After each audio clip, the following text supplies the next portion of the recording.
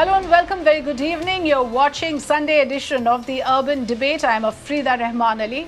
Our focus is on the second phase of Bihar elections. The stakes are very high this time. In fact, phase 2 will see the voting in 94 constituencies across 17 districts. With a quick look back to the last assembly elections in 2015, we see that the JDU and the RJD was quite neck and neck in that election, with JDU winning 30 and the RJD winning 33 out of those same 94 seats. And therefore, like I said, the stakes are high. However much water has flown under the bridge since then, it is said that in politics, even a week is a very long time. So therefore, this is a phase that we are saying the stakes are particularly high for both the sides. Both sides relying heavily on their core vote banks. But the larger question will remain, will caste affiliations trump factors like anti-incumbency? Will the women and the youth voters become the game changer this time around? So to discuss all of this and more, I have with me two guests this evening. Joining me here on Mirror Now, Aarti Jarat, senior journalist, and also Professor Manindra Thakur from the Center of Political Studies, JNU, who is also the founder of Bihar Research Group. Welcome to the two of you. Thank you so much for joining us here on Mirror Now this evening. I want to throw open the discussion by going across first to Professor Thakur. Professor Thakur, like I said, if we go purely by the numbers, of course, it looks like both sides are very evenly poised in this phase at least. My question to you is, when it comes to the core vote banks in Bihar, how unshakable do you think they really are? We have pointed out a number of issues on which this election should be ideally fought on. Bihar is a state that needs development on many counts, on many fronts, but yet, time and again, the discussion somewhere hovers around the caste equations. It all becomes about who's able to retain their traditional vote bank and then get a little additional chunk. Is that what you feel in this election as well? I think so. Since last election, I think development has been, last elections, in fact, development has been an issue, but it is always caste plus development. The caste equation is very important. And initially, we thought that caste equation was very stable. Okay. In first phase, probably there was some change, but now onwards, it looks like that caste equation is working fairly well, despite the fact that there is a lot of things in the air, in the sense that rallies of RJD can give an impression that it's quite attractive. Youth is attracted towards RJD, which is a truth also. But I do not see any sign of changes in the caste equations, broadly speaking. So in the second phase, probably you will see that the voting will be mostly on the basis of the caste.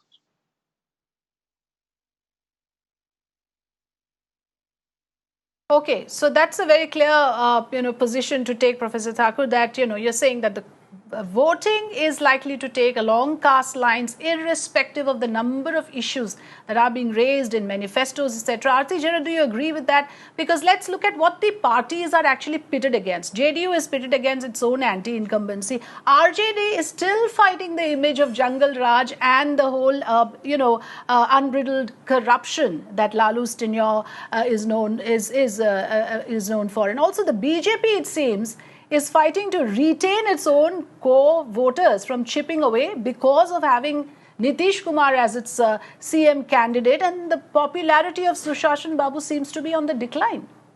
Yes. Actually, this is I don't know whether we can apply old paradigms or previous paradigms to this election, because as you know, alliances have shifted completely. In the last election, the Mahagathbandhan consisted of the JDU, the RJD, and the Congress. And between the three parties, they virtually swept this whole region that is going to polls on the 3rd of November.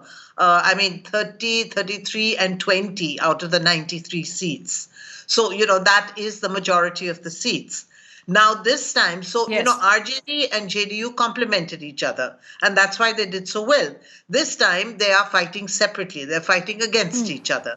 Now, I don't know, how it will work out. How will that caste thing then work out? I think the RJD's, MY combination, the Muslim Yadav combination, is holding very strong. And this phase will see a lot of Muslim-dominated areas go to polls, like Katihar, Kishanganj, Purnia. These are areas with large Muslim populations. So, I mean, I think that MY combination holds very strong. The question really is, will that, the combination, the social alliance that Nitish has built up so painstakingly in his years as chief minister, which is basically the Mahadalits, the EBCs, will they stay with Nitish or not? I think that is really the key to deciphering what the outcome of this election will be. People say one thing. I found recently in elections, it's becoming very difficult to predict because they tell you one thing when you're out there, and then on voting day they go and do something else. So I mean, something happens on voting eve. Whether it's some last minute switch or some last minute propaganda or whatever, I don't know. But this is something that is happening. We've seen in the last few elections. Right. So I do believe. Yes. Are you that saying, Aarti, in that sense that there's a big chunk of undecided voter who can be swayed even now till the last minute? I do believe that. I think the RJD's caste alliance is pretty strong. I'm not sure about Nitish's caste alliance. It's not a wedded, loyal caste alliance. The way Lalu's is. The way RJD's is. Sorry.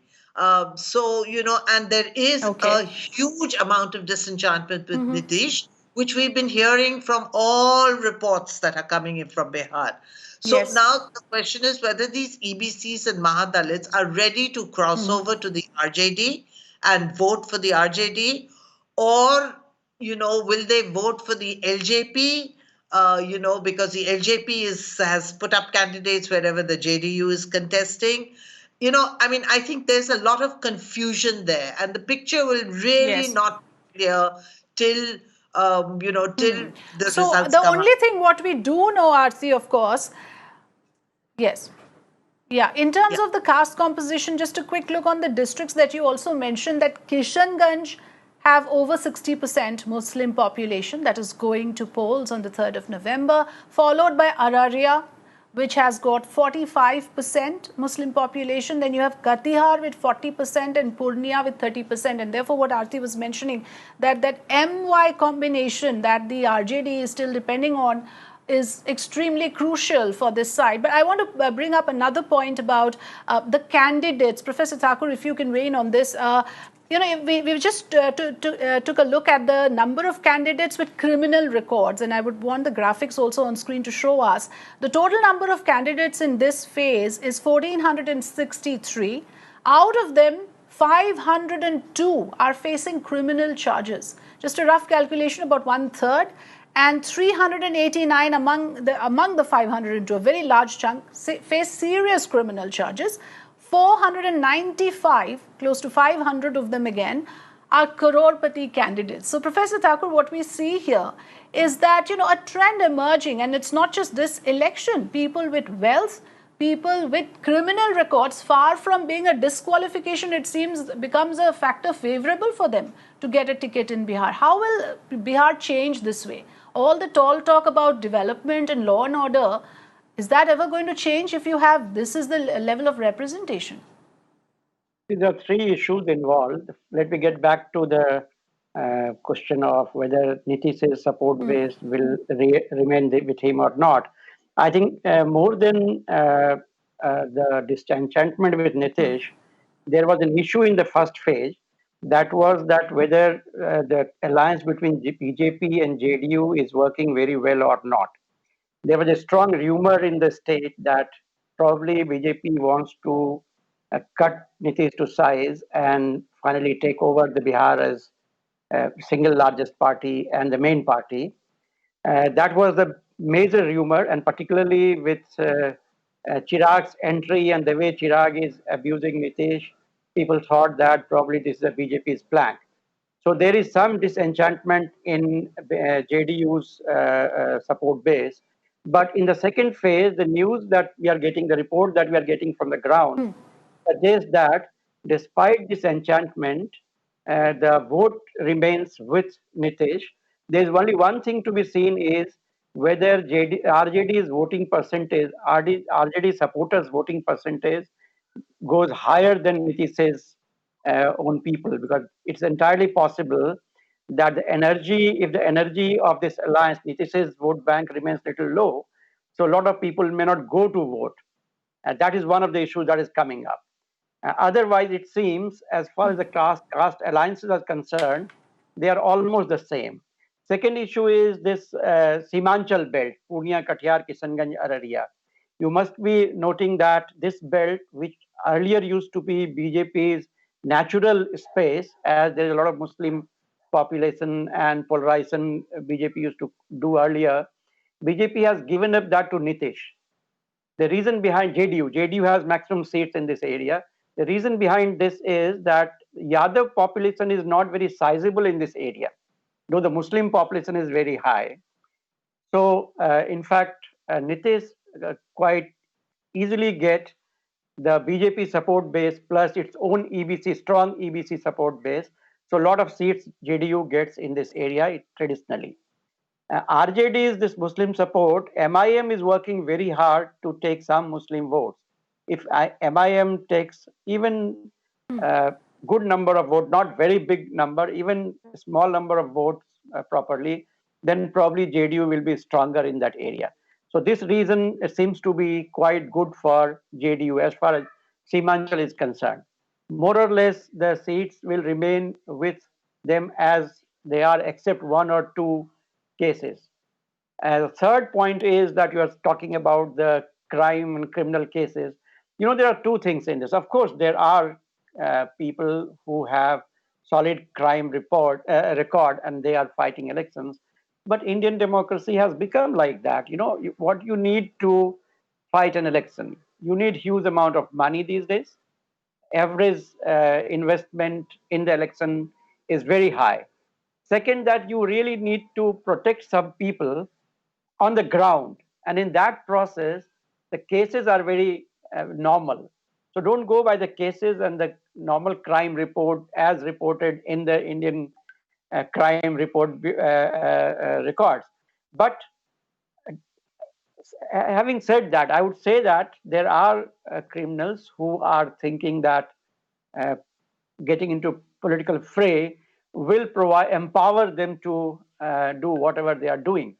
I think the development agenda of state has nothing to do with this crime thing. Right, because law and order, Professor Thakur, is a real concern. And we have reporters on ground who have, in fact, brought us the realities from the interior parts of the state. And look at what happened in Munger. Arti Jerath, the fact of the matter is that it's quite well known that this kind of a criminality has become commonplace.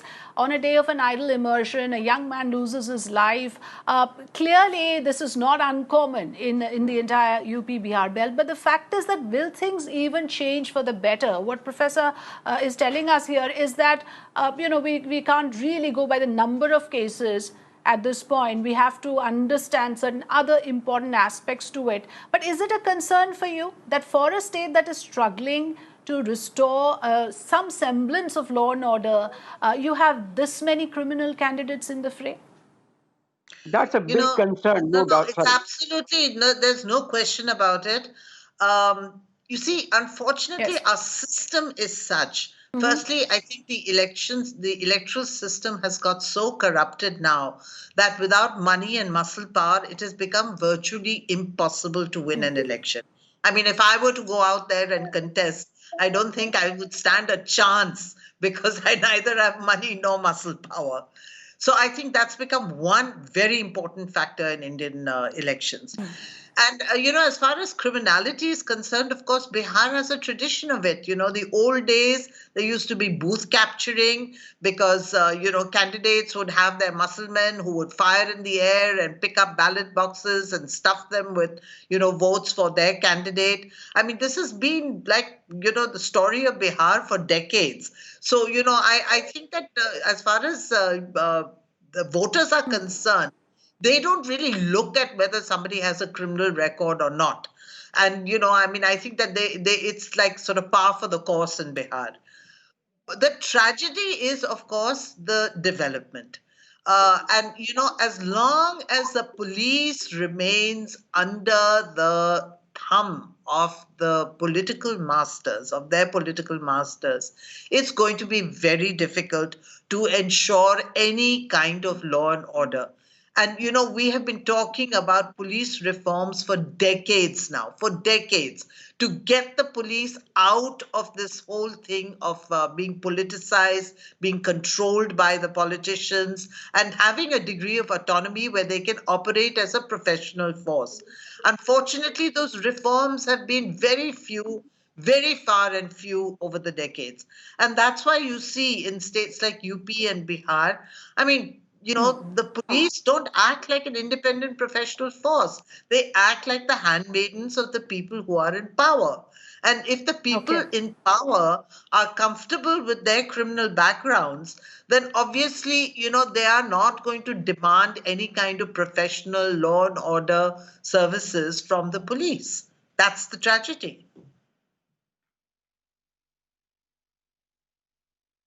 Yes, absolutely. But, overall, we must again understand, are the people, are the voters out there going to look at these issues? Are they going to see who is better for the development of Bihar, for better law and order, for better education, health? Or are they going to simply go by, a certain sort of a personality war has also emerged, and I would like both of you to comment on it. Nitish may have the incumbency baggage, but he has the Prime Minister's blessings. Tejasvi Yadav, for all the baggage that we talk about from Lalu's legacy, has been able to at least draw the crowds. And there are opinions now that are saying that Tejasvi has fully arrived, whether he wins this election or not. Aarti, you go first, please. Yeah, well, I think this election has turned out to be far more interesting than we thought. In the beginning, it seemed like a cakewalk for the NDA because, they're in power at the center, they're in power in Bihar. There didn't seem to be any opposition. Tejasvi has been missing for the last 1 year after the debacle of the, Lok Sabha elections.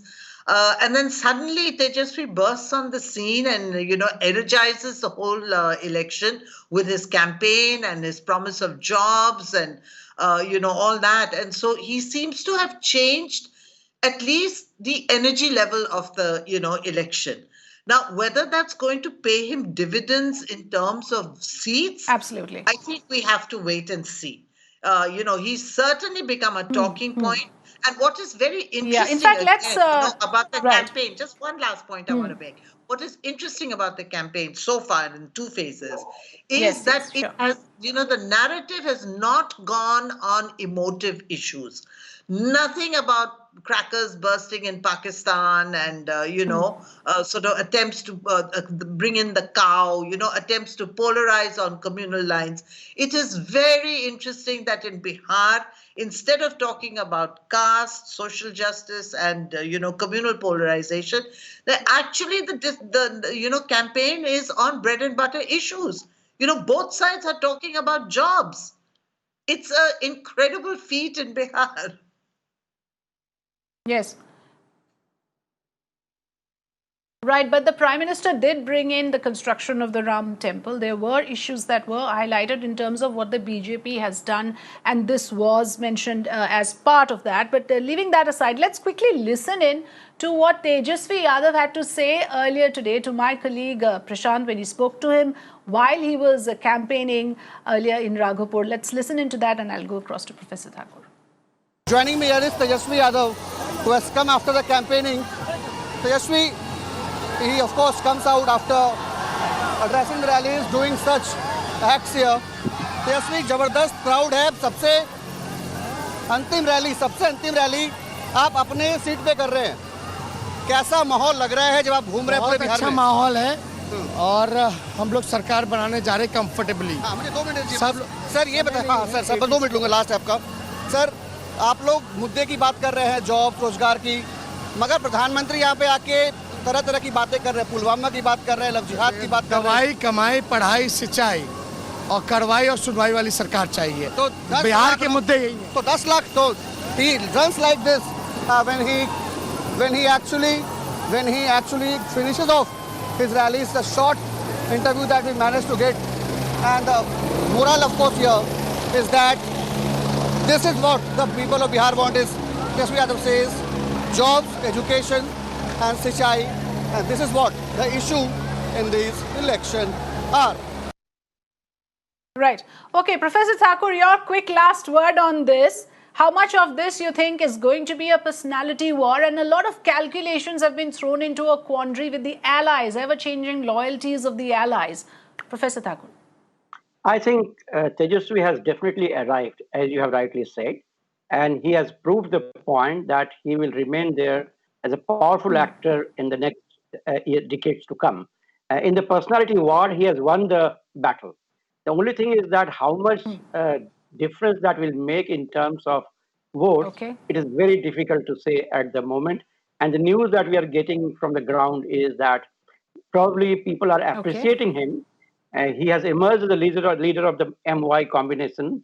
He has emerged as a leader of Bihar, but maybe making government will be very difficult. Second thing is that, in Bihar, it is very difficult to play the communal card like they play in UP. Last time also, you saw the Prime Minister kept talking about all those things that did not work. So probably they have realized this. Therefore, they are not putting those things too much in the air, except once or twice. So as far as the agenda is concerned, this is really very, very interesting to see that RJD has defined the terms of discourse of this election. But the alliances that have worked out till now do not seem to favor RJD. The energy that he has brought to election is amazing. Okay, so that's your prediction, Professor Thakur. Yeah. All right. Okay, the energy is amazing, no doubt. The mood and the momentum is really picking up. Now, voting is on the 3rd of November for the second phase of elections. We'll have to wait and watch out how things pan out, because clearly the issue is also about, for many voters, choosing the lesser evil. The issue also often becomes about whether one party will be able to erode the core vote bank of the other. So that's how interesting this is going to be. I would like to thank Aarti Jairath and Professor Maninder Thakur for joining us this evening. Thanks for giving us your views. And that's all we have at this hour. Thanks for watching Mirror Now. News and updates continue on the other side.